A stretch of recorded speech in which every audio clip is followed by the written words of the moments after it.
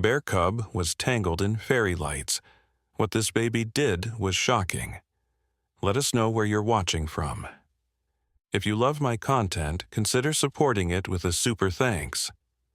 Also, don't forget to like and subscribe. It'll help us to remain in touch with amazing people like you. The moonlight cast gentle shadows across the small cottage at the edge of whispering pines. Strings of twinkling fairy lights adorned the garden, fence, and porch, creating a magical atmosphere in the otherwise quiet evening. Inside, little Lily Morgan, just 10 months old with curious blue eyes and wispy blonde hair, sat on a soft blanket near the open window, babbling to her stuffed animals as a cool breeze carried the scent of pine and wildflowers. Lily's mother, Eleanor, hummed softly in the kitchen as she prepared dinner, occasionally glancing at her daughter, who seemed fascinated by something outside. The cottage bordered the vast evergreen forest, home to various wildlife that rarely ventured this close to human dwellings. Yet tonight was different. A small brown bear cub, no more than 3 months old, had wandered away from its mother, lured by the mesmerizing glow of the fairy lights. Its chocolate-colored fur contrasted with the twinkling white and gold lights as it approached the garden fence. The cub sniffed curiously at the strange, glowing objects, pawing at them with innocent wonder. "Just a few more minutes, sweetie," Eleanor called to Lily, unaware of the unfolding scene just beyond their garden. The cub, driven by innocent curiosity, pushed through a gap in the fence and moved closer to the lights draped across the garden bushes. It stood on its hind legs, reaching for the fascinating glow. In an instant, its paw caught in a loose strand, and as it tried to pull away, more lights wrapped around its small body. The cub twisted and turned, each movement tangling the lights more tightly around its neck and legs. Soft whimpers escaped from the frightened animal as the lights dug into its fur. The more it struggled, the tighter they became. Panic set in as the cub felt the strands constricting around its throat, cutting off air. Its cries grew more desperate, a pitiful sound between fear and pain. Lily's head turned toward the window, her playful babble stopping abruptly. She crawled closer to the window seat, pulling herself up on unsteady legs to peer outside. Her eyes widened at the sight of the struggling cub, its frantic movements illuminated by the very lights that trapped it. Without hesitation, Lily dropped back down and crawled toward the slightly ajar garden door. Her mother had left it open to let in the fresh evening air, never imagining her baby would venture outside alone. Lily pushed against the door with her tiny hands, opening it just enough to squeeze through. The cool grass tickled her palms as she made her way across the garden, determination in her innocent eyes. The cub's frightened whimpers grew louder, drawing Lily forward as if by some primal connection between two young beings. The fairy lights created an ethereal glow around them both, casting long shadows across the moonlit garden. In the forest beyond, a low, worried growl signaled that another presence was approaching, the mother bear, searching for her missing cub. The wind shifted, carrying human scent toward the forest, along with the distressed cries of her baby. As Lily reached the tangled cub, their eyes met. Terror in one, innocent compassion in the other. The baby reached out a small hand toward the frightened animal, unaware of the danger, guided only by the pure instinct to comfort something in pain. The cub froze, its struggles momentarily ceasing as it stared at the human infant now just inches away. The fairy lights tightened with each breath, pressing dangerously into the cub's neck. Time seemed suspended in the twilight hush, as somewhere in the darkness of the forest, heavy footsteps approached, bringing with them a mother's protective fury. Eleanor finished setting the table, humming softly before calling out, "Lily, dinner time." When no response came, she turned toward the living room, her heart stopping at the sight of the empty blanket and the open garden door swinging gently in the breeze. "Lily?" Eleanor's voice cracked as panic surged through her body. She rushed to the door, her feet barely touching the ground. The world seemed to slow down as she stepped onto the porch, her eyes frantically scanning the garden. The sight that greeted her made her blood freeze in her veins. There, bathed in the soft glow of fairy lights, sat her baby girl, just inches away from a tangled bear cub. Eleanor's scream caught in her throat as she noticed movement at the forest's edge. A massive shape emerging from between the trees, eyes reflecting the golden lights like burning embers. "Oh God, no," she whispered, her maternal instincts screaming at her to run forward, to grab her child, to flee. But fear paralyzed her limbs. Any sudden movement might trigger the mother bear to charge. Eleanor's heart pounded so loudly she was certain it would alert the massive creature to her presence. Meanwhile, Lily, oblivious to the danger, reached out toward the struggling cub. Her tiny fingers brushed against the tangled lights, causing the cub to flinch briefly before settling, as if somehow sensing the baby meant no harm. "Lily, don't move," Eleanor called softly, trying to keep her voice steady even as tears welled in her eyes. "Stay very still, sweetheart." But Lily, with the innocent determination of a child, ignored her mother's plea. She leaned closer to the cub, babbling softly as she might to one of her stuffed animals. The cub's frightened eyes locked with hers, and something remarkable happened. It stopped struggling. The mother bear paused at the edge of the clearing, her powerful form silhouetted against the darkening forest. She sniffed the air, her massive head swinging from side to side as she processed the strange scene before her. Her cub was in danger, entangled in strange glowing vines, and a human infant sat beside it. Yet there was no threat in the baby's posture. Eleanor took one tentative step forward, then froze as the mother bear's head snapped in her direction. A deep, rumbling growl vibrated through the evening air. "Please," Eleanor whispered, though she knew the bear couldn't understand. "Please, don't hurt my baby." In that moment, the back door of the cottage swung open with a bang. Thomas Morgan, Lily's father, emerged with a shotgun in his hands, having arrived home from work to find this nightmarish scene unfolding in his garden. "Eleanor, get back inside," he commanded in a harsh whisper. "I'll get Lily." "No, Tom," Eleanor hissed urgently. "Don't. You'll provoke the bear." The tension in the air was palpable, a deadly dance of protective parents, human and animal, each willing to do anything to save their child. The mother bear shifted her weight from paw to paw, torn between rushing to her cub and keeping distance from the humans. Lily, still focused entirely on the tangled cub, had managed to work her small fingers beneath one strand of lights.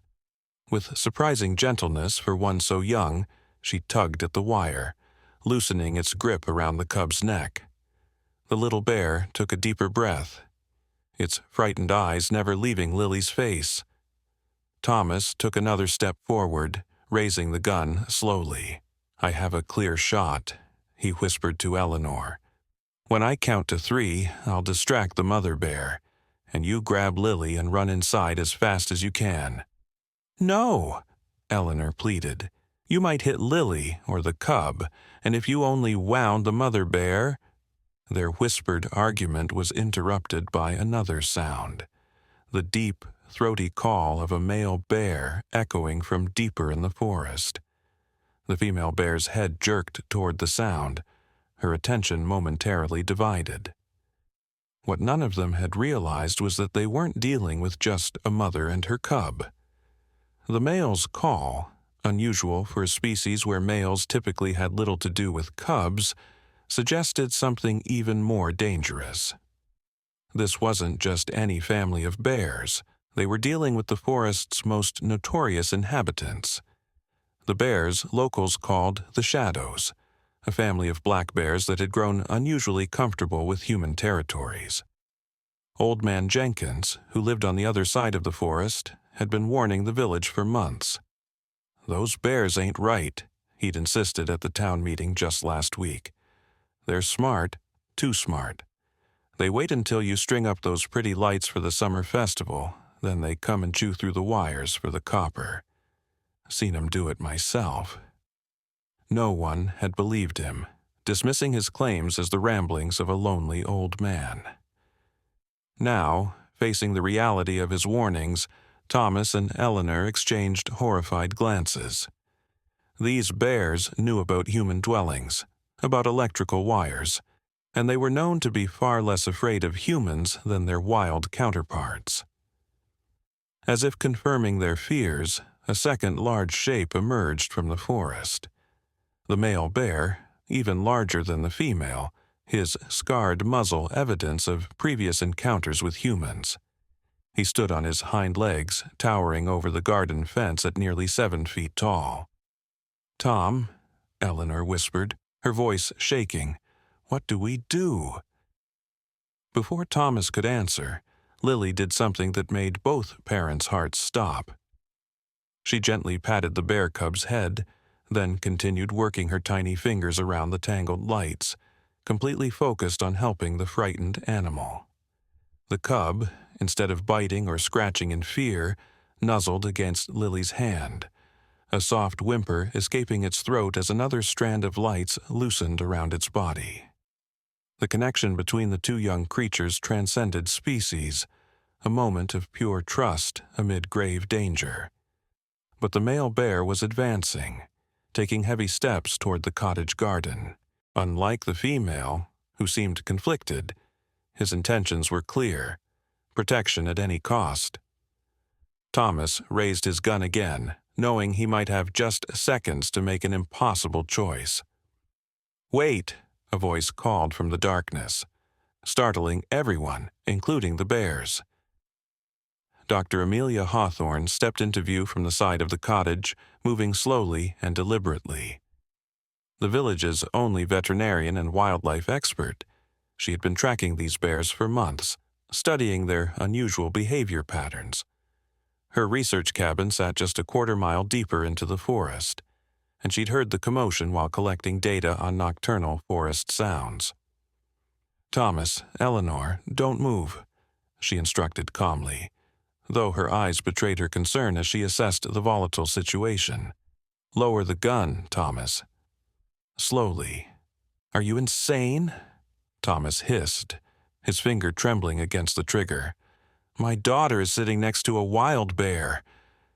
Amelia's gaze shifted to Lily and the cub, her scientific mind momentarily overcome with wonder at the scene. "Look at them, Thomas." Really look. In the soft glow of the fairy lights, Lily had managed to unwrap several strands from around the cub's body. The little bear was breathing easier now, though still partially entangled. What was remarkable was how the cub had completely settled, no longer struggling but instead watching Lily's movements with what appeared to be trust. "That's Shadow's cub," Amelia explained in a hushed tone, referring to the female bear by the name she'd given her during months of observation. "She's different from other black bears I've studied, more intelligent, more adaptable. I've been documenting cognitive abilities in her family group that challenge everything we know about ursine intelligence." The male bear, whom Amelia had named Scarface for the distinctive mark across his muzzle, took another step forward, prompting Thomas to raise his gun higher. "Don't," Amelia warned. "He's protecting his family just like you are. But there's something else happening here that's extraordinary." She nodded toward Lily and the cub. "Your daughter is doing something even I couldn't do after months of trying to gain their trust." Eleanor's eyes never left her child as she whispered, "What do we do? How do we get her away safely?" Amelia reached slowly into her pocket and pulled out a small device. This emits a high-frequency sound that normally deters bears without harming them. But these bears... She hesitated.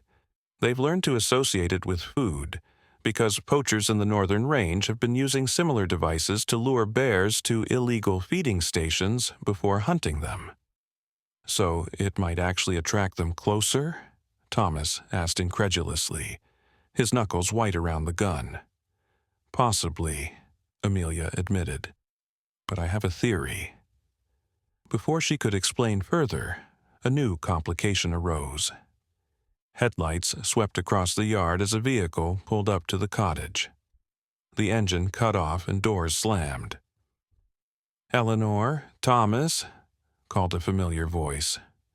"You won't believe what Jenkins is saying about—" Sheriff Daniel Cooper froze as he rounded the corner of the house, his deputy, Mac Williams, nearly colliding with him from behind.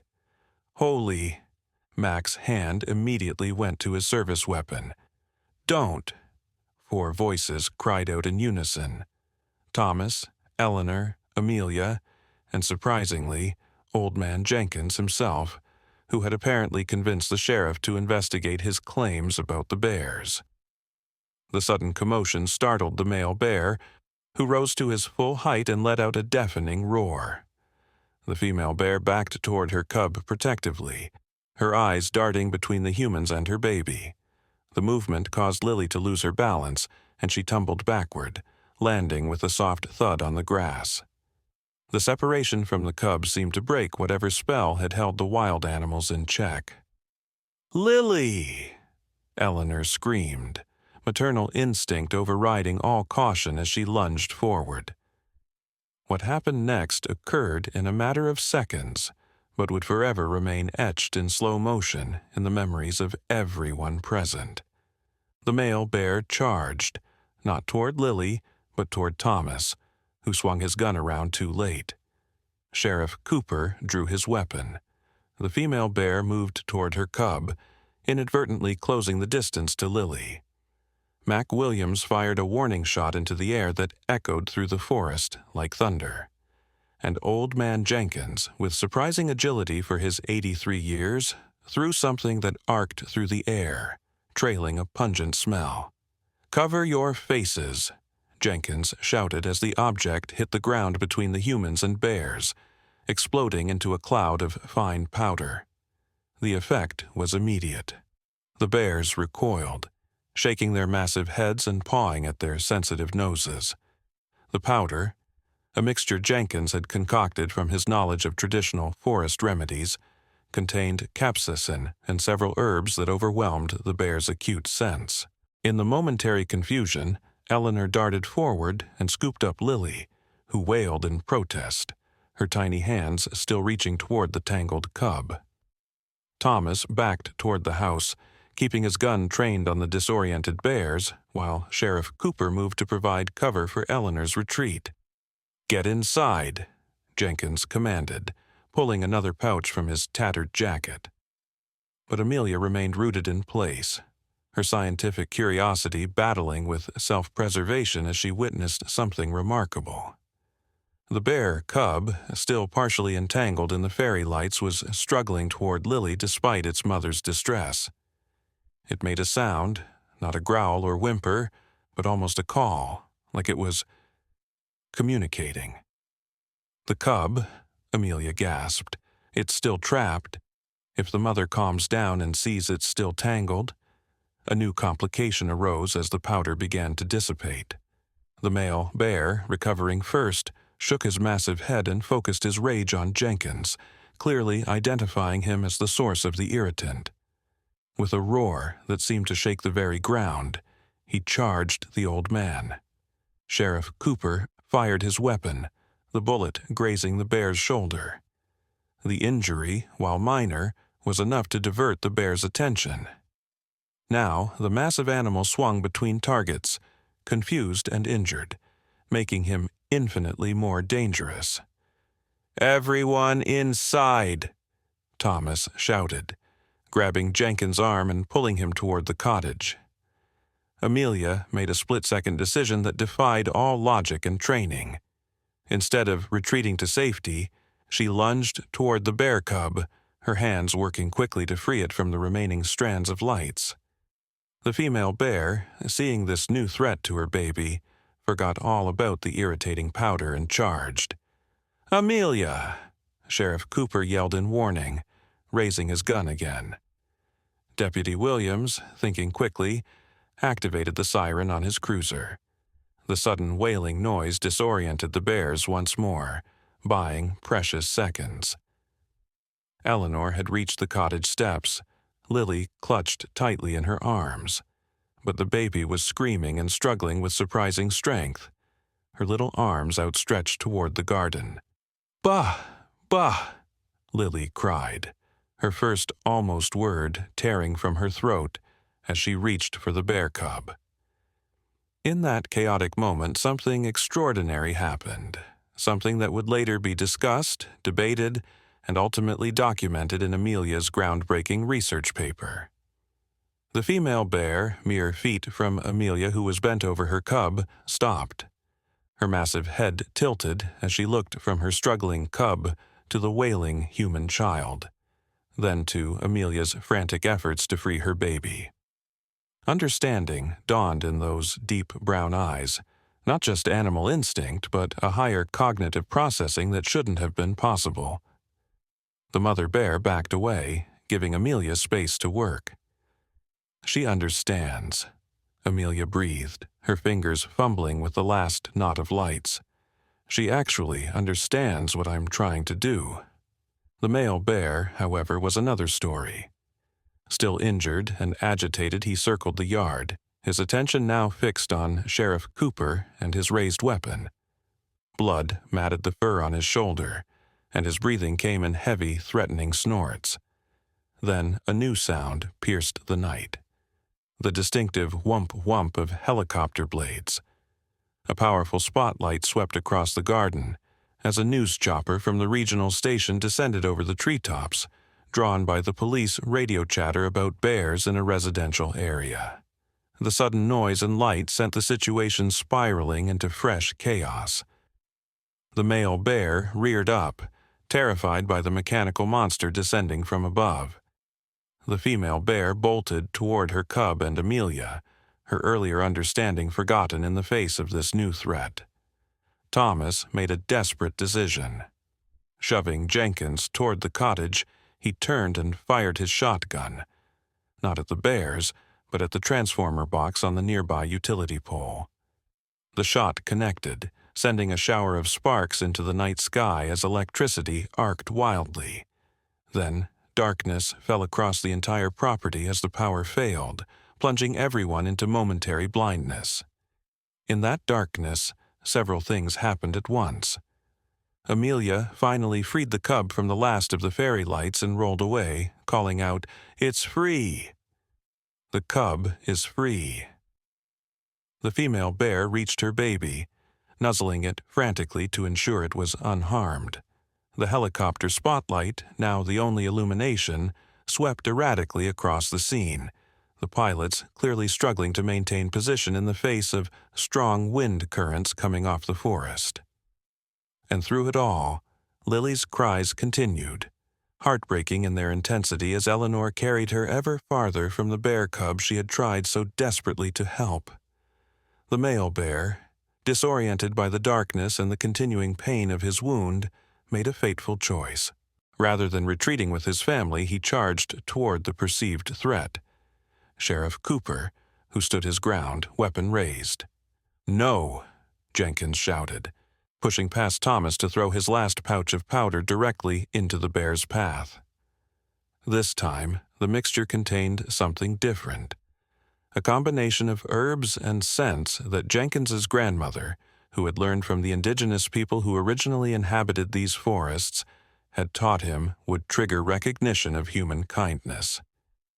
It was an old remedy, using plants that bears associated with healing and safety.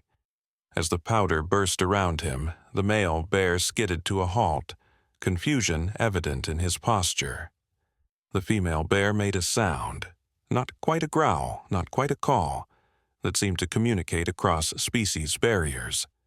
She nudged her now freed cub toward the forest edge, then looked back at the male as if saying, "We can go now.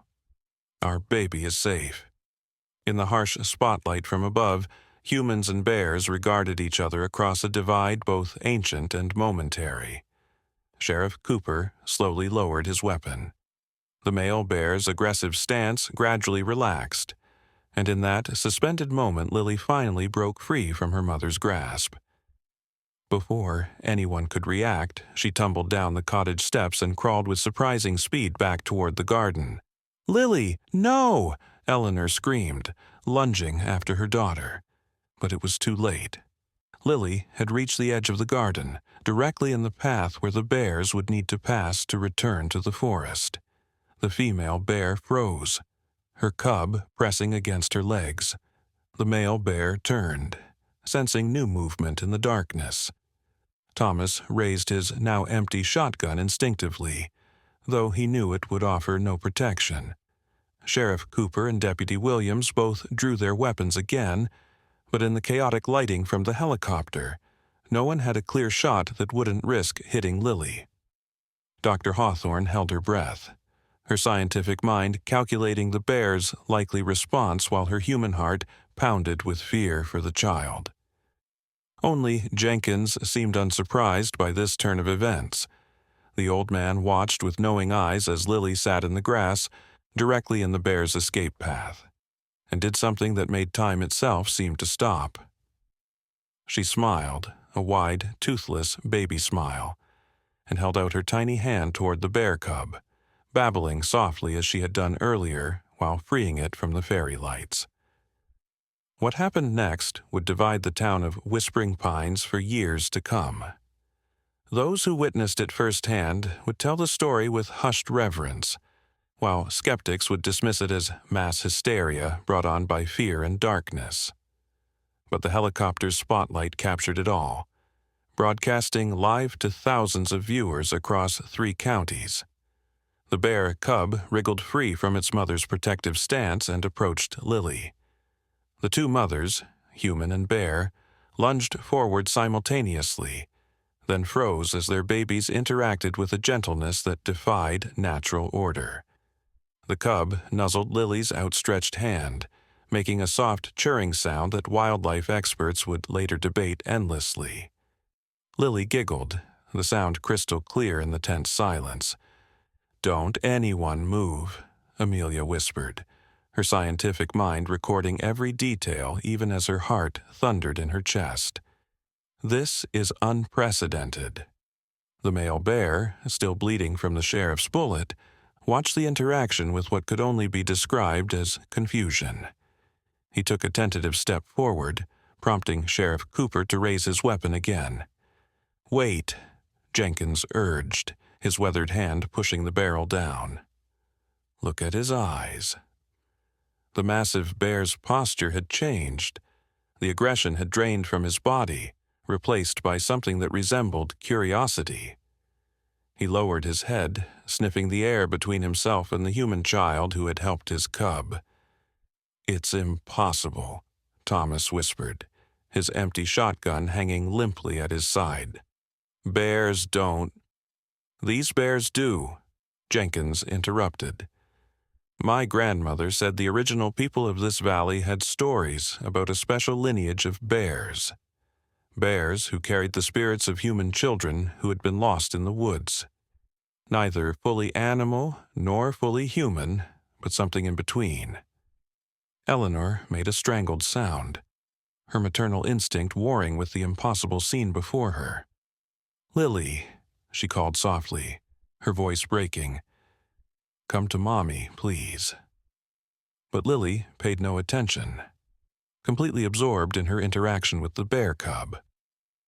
She patted its head gently, then pointed to the remaining strand of fairy lights still looped around one paw. With deliberate movements, she demonstrated pulling it off, then waited expectantly. To everyone's astonishment, the cub used its teeth to grasp the strand and pull, mimicking Lily's action until the final piece of fairy light fell away from its body. "She taught it," Amelia breathed, fumbling for the notebook she always carried. "Observational learning across species boundaries. This challenges everything we know about ursine cognition." The female bear made a soft huffing sound, calling her cub. The little bear turned, then looked back at Lily, torn between its mother's summons and this strange new friend. In that moment of hesitation, the situation shifted again. The helicopter, which had been holding position above the scene, suddenly dipped lower. The pilot, eager to capture better footage of this extraordinary encounter, had descended to less than 50 feet above the garden. The powerful downdraft whipped through the trees, sending dead branches and pine needles swirling through the air like miniature missiles.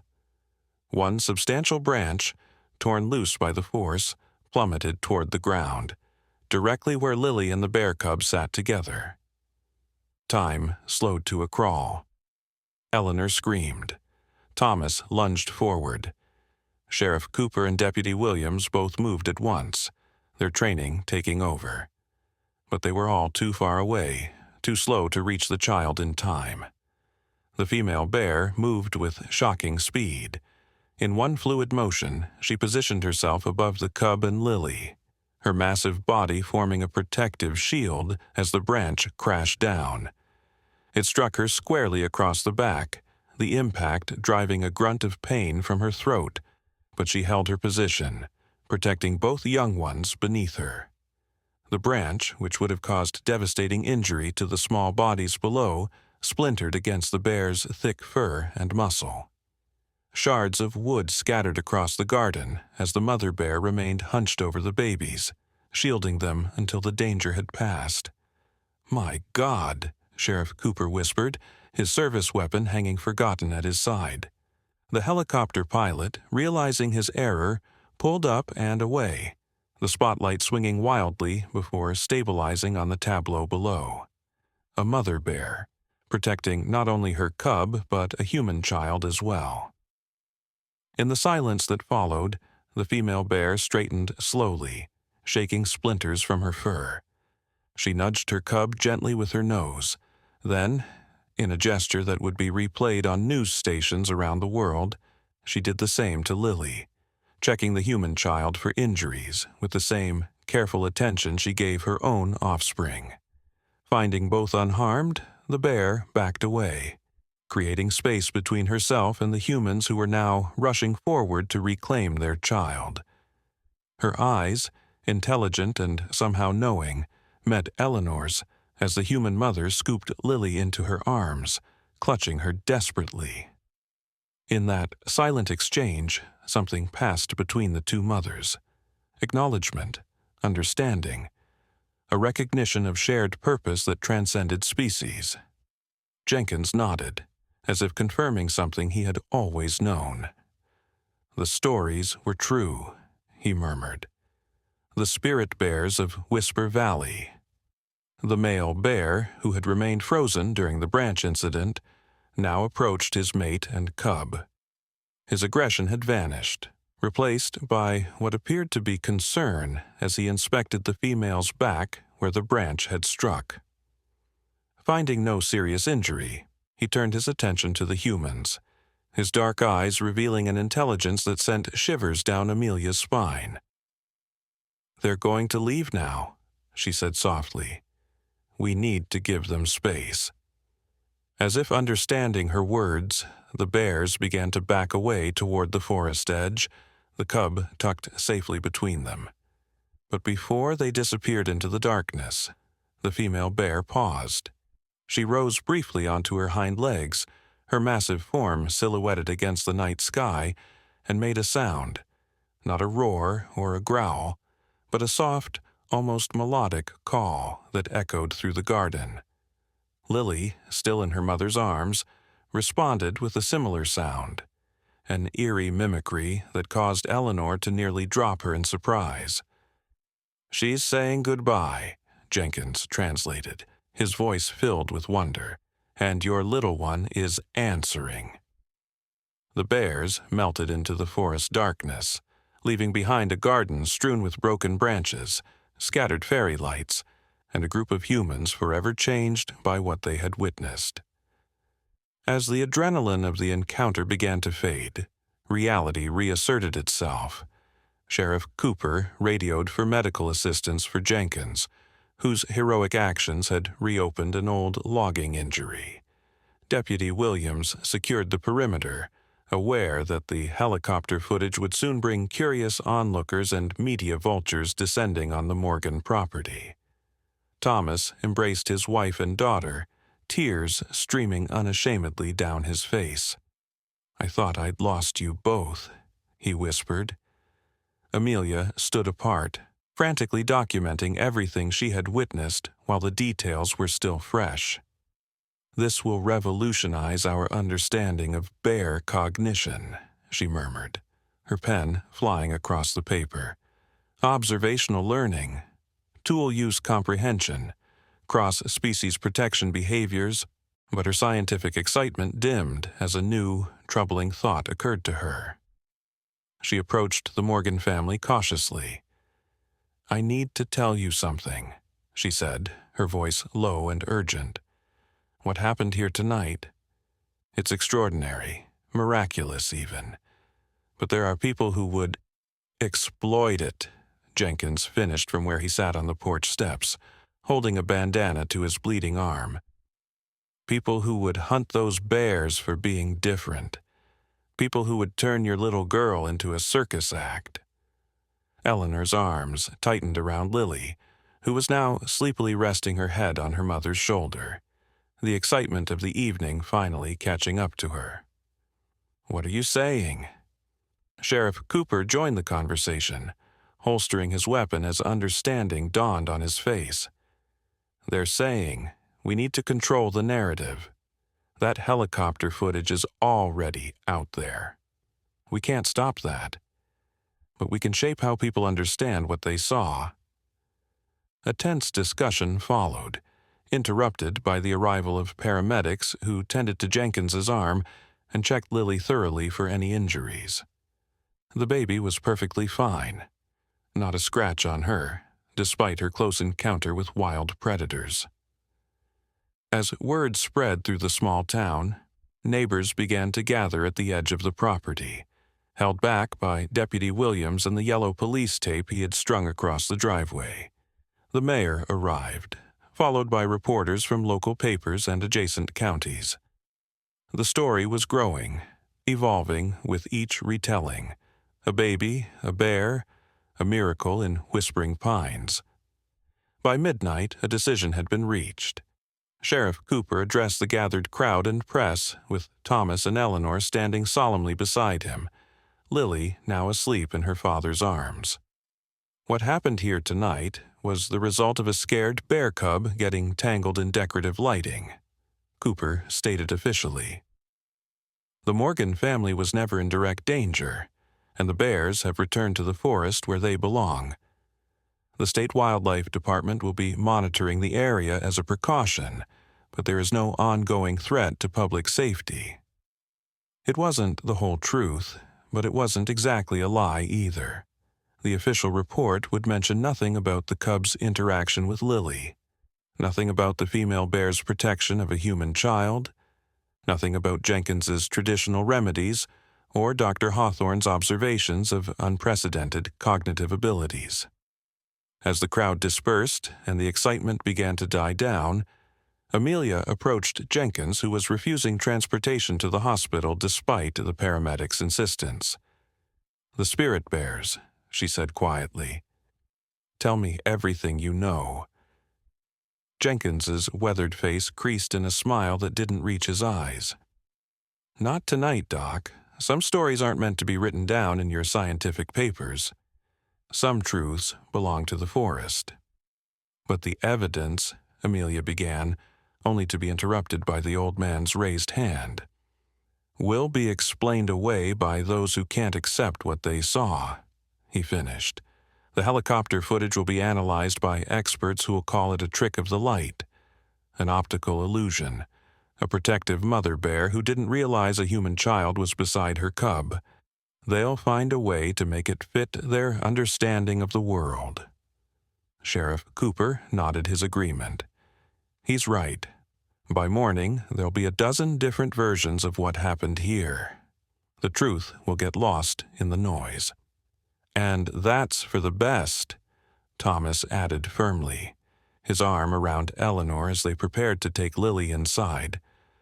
"My daughter's safety is what matters now. Not scientific discovery, not viral videos, not local legends." Amelia wanted to argue but found she couldn't. The scientist in her craved documentation, peer review, recognition of this extraordinary event. But the human in her understood the dangers of such knowledge in the wrong hands. As the night drew to a close and the emergency vehicles departed one by one, a strange calm settled over the Morgan property. The power remained out, the fairy lights dark and scattered across the garden like fallen stars. In their bedroom, Eleanor and Thomas took turns watching over Lily's crib, neither willing to let their daughter out of sight after the evening's events. "Do you think she'll remember any of this?" Eleanor whispered, stroking Lily's soft hair as the baby slept peacefully. Thomas shook his head. "She's too young. By next year, it'll be like it never happened." But both parents would soon discover how wrong that assumption was. In the days that followed, Lily's behavior began to change in subtle, then increasingly obvious ways. Her babbling took on new patterns, with sounds that mimicked the soft churs and huffs of bear cubs. She would sit for hours by the window facing the forest, watching expectantly. And when Eleanor tried to replace the damaged fairy lights with new ones, Lily became inconsolably distressed until they were removed. 2 weeks after the encounter, they found her in the garden at dawn, having somehow climbed out of her crib and navigated through the house on her own, an impossible feat for a child her age. She sat in the exact spot where she had freed the bear cub, patting the ground with her tiny hands as if waiting for something, or someone. "This isn't normal," Eleanor whispered to Thomas as they watched from the porch. "Dr. Reynolds says her cognitive development is accelerating beyond any growth charts he's ever seen.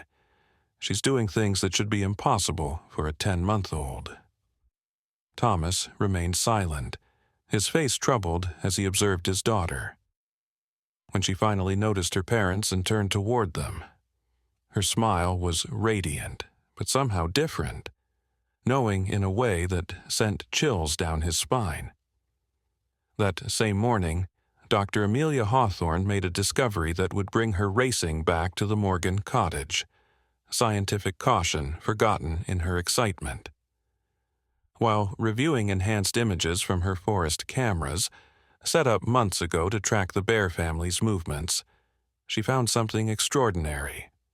The bears had returned to the edge of the Morgans' property each night since the encounter, keeping just within the tree line, watching the cottage where Lily slept. In one particularly clear image, the female bear could be seen standing upright, her cub balanced on her shoulders to peek over the garden fence, both sets of eyes fixed on Lily's bedroom window. And scattered at the base of the fence, carried from deep within the forest, and carefully arranged in a pattern too deliberate to be accidental, were wildflowers of exactly the same variety as those printed on Lily's favorite blanket. Meanwhile, in the forest depths, changes were occurring that even Amelia's cameras couldn't capture. The bear family's behavior had altered dramatically. They now avoided the usual feeding grounds, keeping to themselves in a way that confused the other bears in the region. The female spent hours teaching her cub unusual skills, not just hunting and foraging, but manipulative tasks involving sticks and stones that no wild bear should know. And at night, when the forest grew quiet, she would lead her family to the edge of the wilderness, to watch over a cottage where a special child slept. A child who had shown kindness when others showed fear, a child who had understood when others could not. A child who, like the cub, now existed in the space between two worlds. 3 months passed. Summer warmth gave way to autumn's gentle chill. The forest surrounding whispering pines transformed into a canvas of crimson and gold, leaves spiraling down to carpet the earth in preparation for winter's slumber. But for the Morgan family, peace remained elusive. The media frenzy had eventually died down, the helicopter footage explained away by wildlife experts who had never witnessed the full truth of that night. Protective maternal instinct, they claimed. The bear simply didn't register the human child as separate from her cub in the darkness. Scientific journals published articles dismissing the more fantastic elements as hysteria, born from fear and poor visibility. Only those who had been present knew the truth, and they had made a pact of silence, not just for Lily's protection but for the bear's as well. Even Dr. Hawthorne had reluctantly set aside her research notes, unable to reconcile her scientific integrity with the danger publication would bring.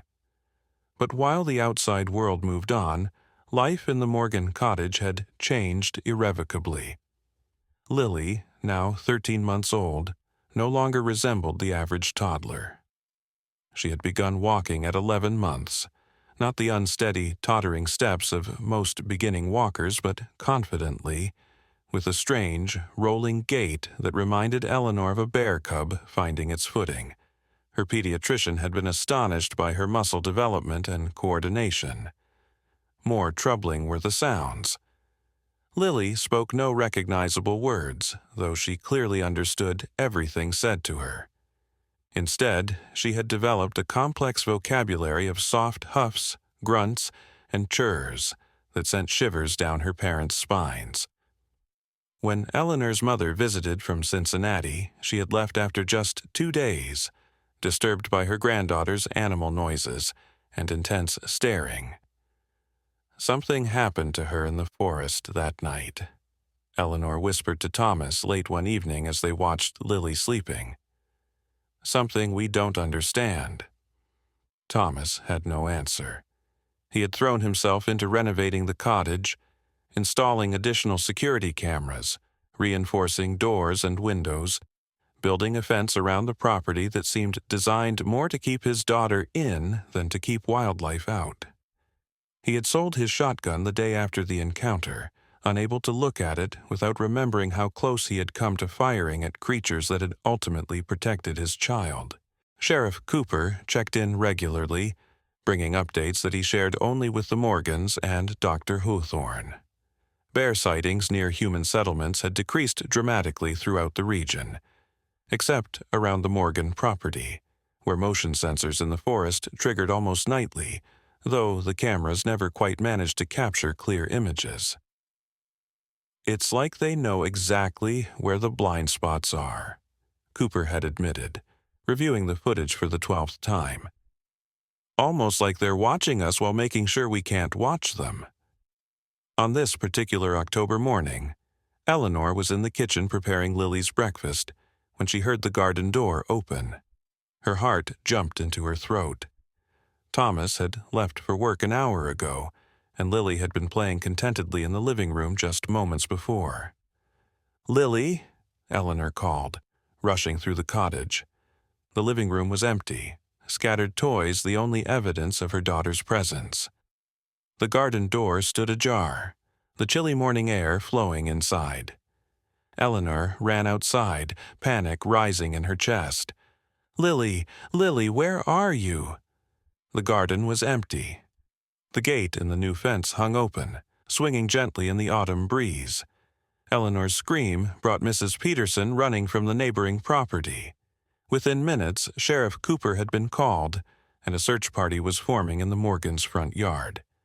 Thomas arrived home, white-faced and frantic, having abandoned his construction site the moment he received the call. She couldn't have gone far, Cooper assured them, organizing volunteers into search teams.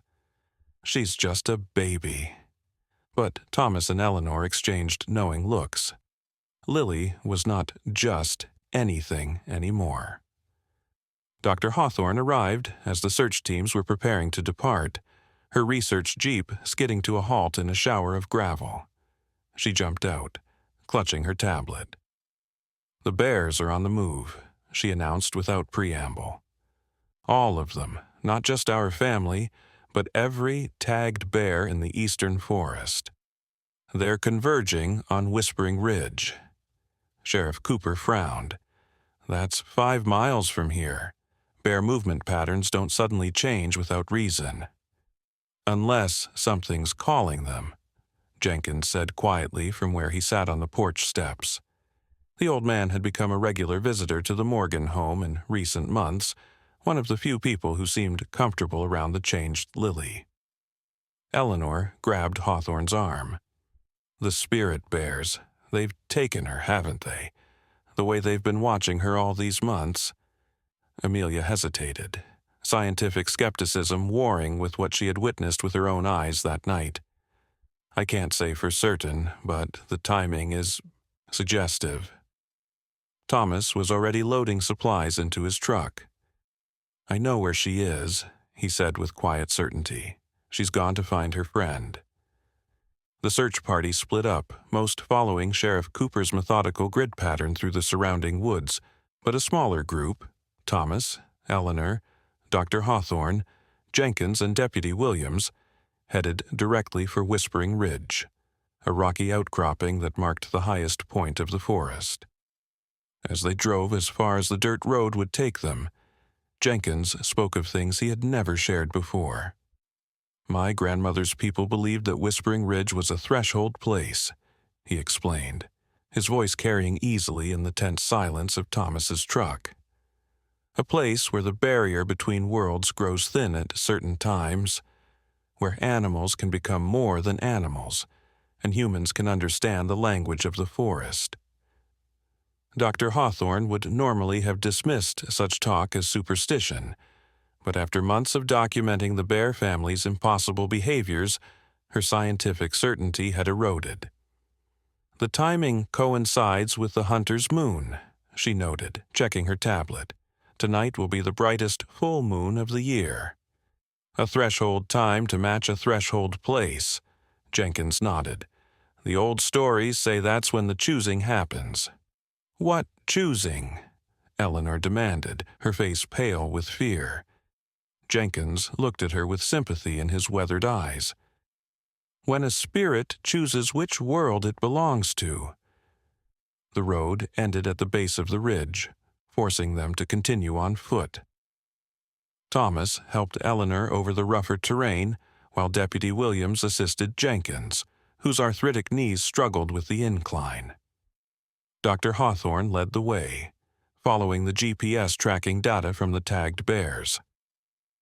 I don't understand, Eleanor said as they climbed.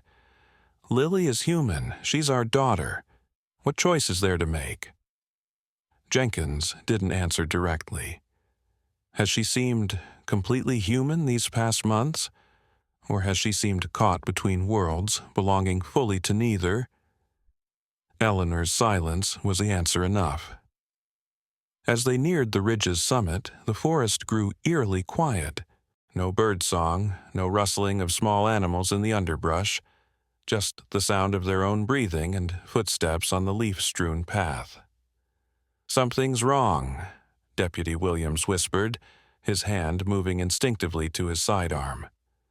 The forest is never this quiet unless something has gathered all its residents in one place, Dr. Hawthorne finished, pointing ahead. They had reached a natural clearing just below the ridge's peak, a roughly circular space perhaps 50 yards across. What they saw there stopped them in their tracks. Bears, dozens of them, formed a living circle around the clearing's edge. Black bears mostly, with a few cinnamon-colored individuals among them, all sitting on their haunches in an unnatural posture of waiting. They were completely silent, watching the center of the clearing where Lily sat cross-legged on a flat rock, the bear cub from that summer night sitting directly across from her.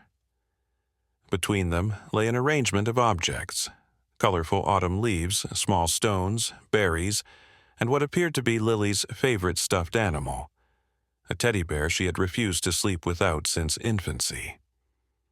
The female bear, the mother who had protected both children from the falling branch, stood behind her cub, her intelligent eyes tracking the human's arrival but making no move toward aggression. "Don't move," Dr. Hawthorne breathed. "Don't interfere. This is unprecedented." "That's my daughter," Eleanor said, her voice breaking as she took a step forward. Jenkins caught her arm. "Wait, look at her face. She's not afraid." Indeed, Lily appeared completely at ease in this impossible gathering. As they watched, she reached forward and rearranged the items between herself and the cub, creating a pattern that seemed random to the human observers, but caused a ripple of movement among the assembled bears. "They're communicating," Dr. Hawthorne whispered, fumbling for her camera. "Some kind of symbolic language using physical objects." "It's a choice ceremony," Jenkins said quietly. "The old stories describe this. Objects representing each world arranged to signify a path chosen." The cub mimicked Lily's movements, adjusting the position of a pine cone, then looking up at its mother as if for approval. The mother bear made a soft chuffing sound that seemed to carry meaning for both the cub and, impossibly, for Lily, who nodded as if in understanding. "What are they choosing?" Thomas asked, his voice hoarse with emotion. "Which world they will belong to?" Jenkins replied. "Human or bear? Your daughter and that cub, they've been connected since that night. The stories say, when two souls meet at a moment of pure compassion, a bond forms that transcends ordinary barriers. Your Lily showed kindness to a frightened cub when most humans would have shown only fear. That creates a special kind of magic. Not the fairy tale kind, but the ancient, natural kind that humans have forgotten how to see." As if to emphasize his words, Lily suddenly looked up and directly at her parents. Her smile was radiant but somehow otherworldly, as if she existed partially in another dimension of understanding. She raised her small hand in greeting, then returned her attention to the ceremony. "We have to stop this," Eleanor said desperately. "She's just a baby. She can't possibly understand what she's choosing." "I don't think that's true anymore," Dr. Hawthorne said gently. "Look at her eyes. Whatever she is now, she's not just a baby." The sun was beginning to set, painting the clearing in gold and crimson hues. As the light shifted, something else became visible, subtle movements among the trees surrounding the clearing. Human shapes, watching just as silently as the bears. "Who are they?" Deputy Williams whispered, raising his binoculars. "The forest's first people," Jenkins answered. "They who understood the bears before any others. They who know the old ways of speaking across barriers." Indeed, the silent observers wore traditional clothing of the indigenous tribe that had once called these mountains home. Their presence added another layer of mystery and significance to the already surreal tableau. In the center of the clearing, the ceremony was reaching its conclusion. Lily and the cub had arranged the objects into two distinct paths, one leading toward the human observers, one leading toward the deeper forest. The symbolism was unmistakable. The mother bear made a soft sound, and the cub looked up at her, then at the paths before it. With deliberate movements, it chose three objects: a smooth river stone, a bright red leaf, and a cluster of wild berries, and placed them along the path leading to the forest. Lily watched, her face solemn with an understanding far beyond her years. Then, with equal deliberation, she selected her teddy bear, a small white flower and a shiny acorn, placing them along the path pointing toward her parents. A collective sigh seemed to pass through the assembled bears. The mother bear approached her cub, nuzzling it gently before turning to look directly at Thomas and Eleanor. In her gaze was an intelligence and awareness that could no longer be denied, and something else. A shared understanding of parenthood, of the fierce love that transcended species. Lily stood up on her small legs and toddled toward her parents. At the same moment, the bear cub moved toward its mother in the waiting forest. Each had made their choice, to remain in the world of their birth, connected but separate from the other reality they might have chosen. As Lily reached the edge of the clearing, Eleanor rushed forward, scooping her daughter into a desperate embrace. "Oh, Lily, Lily," she sobbed, covering the child's face with kisses.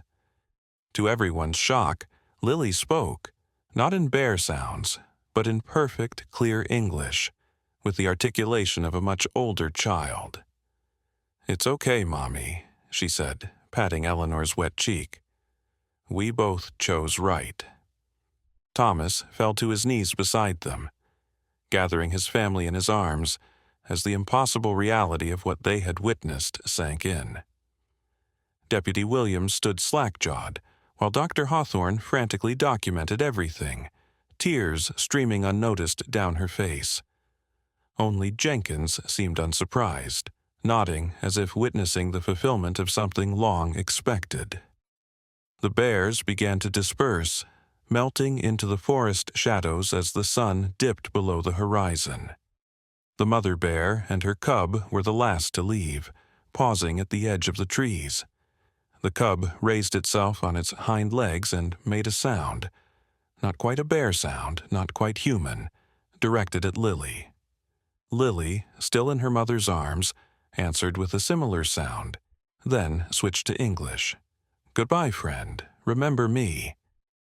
The mother bear huffed once more, then she and her cub disappeared into the gathering darkness. As the clearing emptied, the indigenous observers nodded in acknowledgement toward Jenkins, then they too vanished, leaving the small group of modern humans to grapple with what they had witnessed. "What happens now?" Eleanor asked shakily, still clutching Lily close. "What does this mean for her?" Lily answered before anyone else could. "I'm still me, Mommy, just more now. I understand things." "What things, sweetheart?" Thomas asked, stroking his daughter's hair. "Everything," Lily replied simply. "The trees, the wind, the animals, and people too, what they feel inside when they don't say it." She looked at Deputy Williams with innocent perception. Like how Deputy is scared right now but also excited because he finally believes the stories his grandfather told him. Williams startled, his face flushing. "How could you possibly know that my grandfather—" "I told you," Lily said patiently, as if explaining to someone very slow to understand. "I know things now, but I chose to be human." She pointed to where the objects still lay arranged in the clearing. "I chose you, Mommy and Daddy, and Oscar chose to be Bear." "Oscar?" Dr. Hawthorne asked gently. "My friend," Lily explained, pointing toward where the bears had disappeared. "That's his name. He chose to be Bear, but he can understand people now, like I can understand bears. We'll always be connected, but we both belong in our own worlds." As they made their way back down the ridge, Lily, riding on her father's shoulders and chattering about things no 13-month-old should know, Jenkins fell into step beside Eleanor. "The gift won't last forever in its full form," he said quietly. "The stories say that children who experience the choosing gradually return to their natural state as they grow older. By the time she's grown, she'll likely remember this as dreams or childhood imagination." "But not entirely, Doctor," Hawthorne interjected, her scientific curiosity irrepressible despite the supernatural nature of what they'd witnessed. "The neurological pathways formed during this experience will remain, even as her conscious awareness fades. She'll likely maintain an unusual affinity for animals, perhaps exceptional empathy or intuition." "And the bears?" Eleanor asked. "Will they remember?" "Bears live in the eternal present more than we do," Jenkins replied. "The cub, Oscar, will carry the connection longer than most. The mother, she already understood more than bears should. That's why they were drawn to your Lily in the first place. Some animals are old souls, just as some humans are." Thomas, walking ahead with Lily, called back to them. "She's falling asleep, we should hurry." Indeed, Lily's animated chatter had dwindled as exhaustion overtook her. Her small head nodded against her father's, her eyes drifting closed. But just before sleep claimed her completely, she lifted her head and looked back toward the ridge, now silvered with the rising moon. "They're still watching," she murmured. "They'll always watch over me, and I'll watch over them." "Who is, sweetheart?" Thomas asked gently. "The spirit bears," Lily replied, her voice already fading into sleep. "They're guardians of the threshold. They make sure no one crosses who isn't ready." Her small hand patted her father's cheek reassuringly. "Don't worry, Daddy. They're protecting us all." As Lily's breathing deepened into sleep, snowflakes began to fall. The first of the season, unusually early and unexpected according to the weather forecast. They spiraled down in gentle swirls, coating the forest in a pristine blanket that seemed to muffle all sound, creating a pocket of stillness in which the small group made their way back to civilization. Behind them, at the edge of visibility, a large shadow moved among the trees, following their progress, ensuring their safe passage. And beside it, a smaller shadow gamboled and played, occasionally rising onto its hind legs to gaze after the departing humans with eyes that held more than animal awareness. The full consequences of that night's choosing would unfold gradually in the years to come. The Morgan family would learn to navigate a life forever altered by their daughter's extraordinary experience. Dr. Hawthorne would struggle to reconcile scientific principles with undeniable evidence of something beyond current understanding. Deputy Williams would reconnect with his indigenous heritage, seeking the wisdom his grandfather had tried to share. Jenkins would become a regular visitor to the Morgan home, teaching Lily about her gift as it slowly transformed from supernatural ability to intuitive understanding. And in the forest, a family of bears would continue their unusual behaviors, occasionally leaving small offerings, perfectly ripe berries, unique stones, special feathers, at the edge of the Morgan property. Tokens of remembrance from one world to another.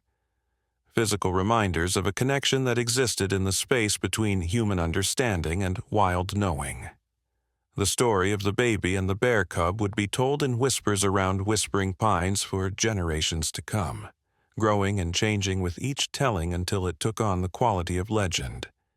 Few would believe it literally, dismissing it as allegorical or fantastical.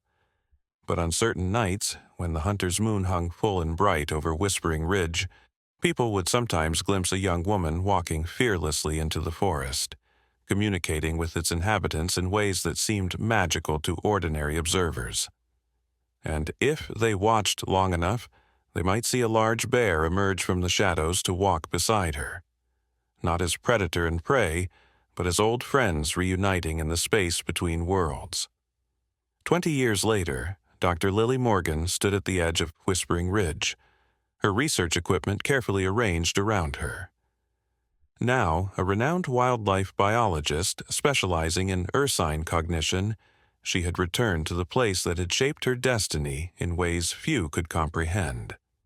The Whispering Pines Bear Sanctuary spread across 5,000 acres below, established through her tireless advocacy and funded by the foundation she had created. Within its protected boundaries, generations of bears, including descendants of Oscar and his mother, lived in safety, studied but never exploited, respected as the remarkable beings Lily knew them to be. Her latest research paper, proposing revolutionary theories about animal consciousness and cross-species communication, had initially been met with skepticism by the scientific community. But the results were undeniable. The bears in her sanctuary displayed problem-solving abilities and emotional intelligence far beyond what conventional science had deemed possible. "You always knew, didn't you?"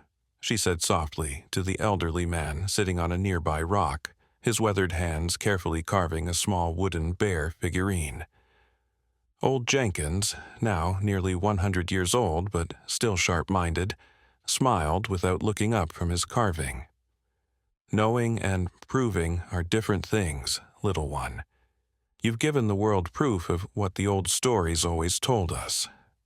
Lily smiled at the childhood nickname that had stuck despite her grown status.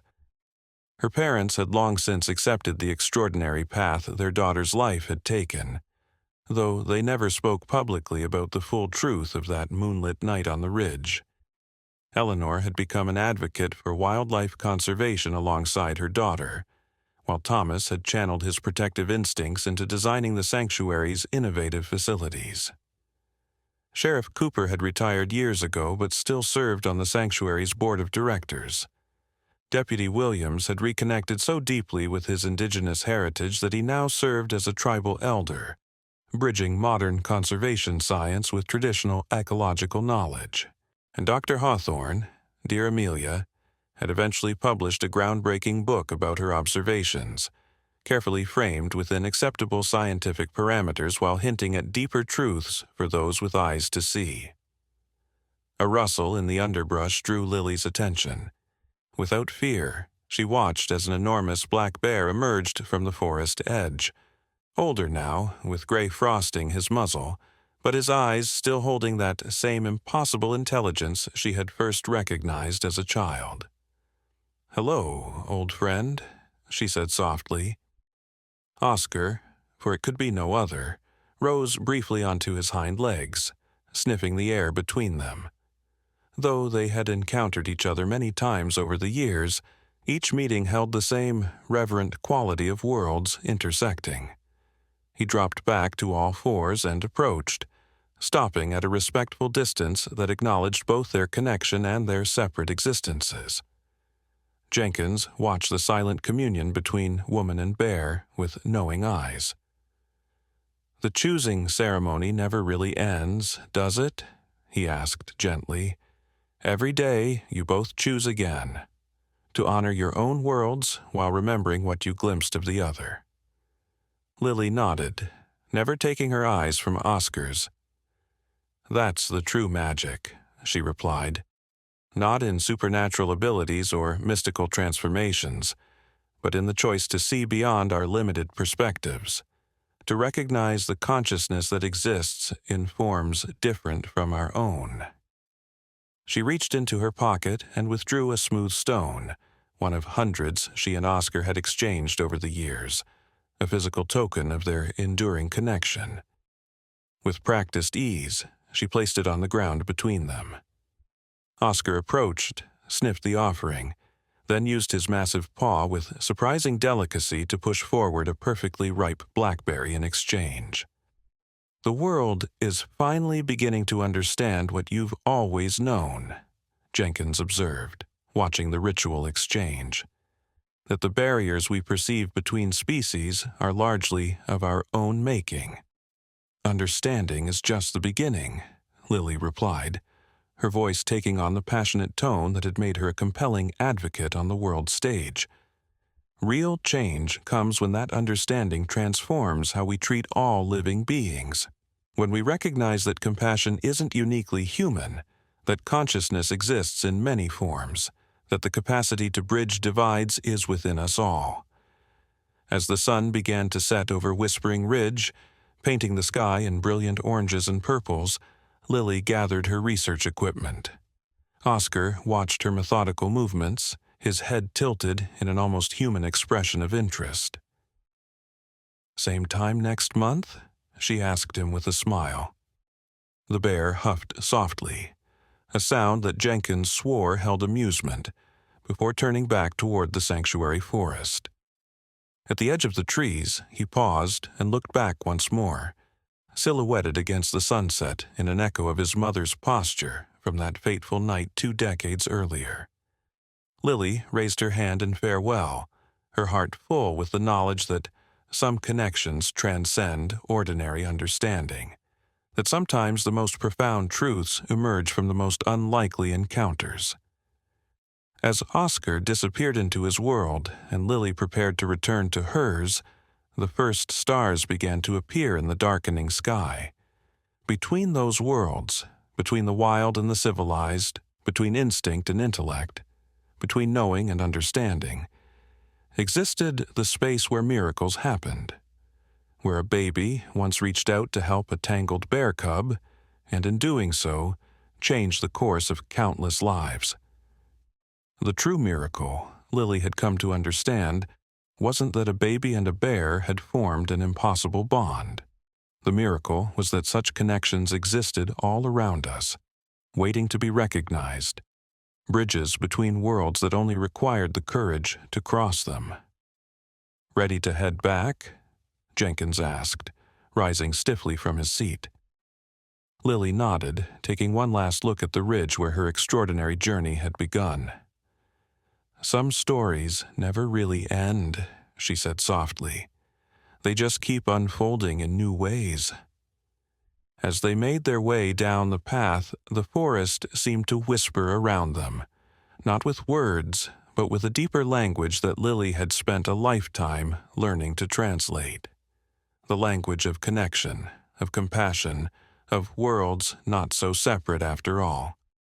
And somewhere in the gathering darkness, a bear called out, a sound that carried through the trees like music, echoing the sentiment that had started it all: "Remember me. I remember you."